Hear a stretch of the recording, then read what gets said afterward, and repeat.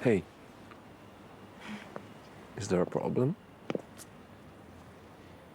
I've been thinking a lot about what you said about your mom. My family's not so different. They always made me feel like I had to succeed in life to matter. Good grades, good job. Yeah, and they're good people, you know, don't get me wrong. It's just existing was never gonna be enough. Achieving is what life is about. So I try really hard, and I push to make everything work, and I want to be perfect, you know? And then I come to a place like this, and it is just, it's so beautiful.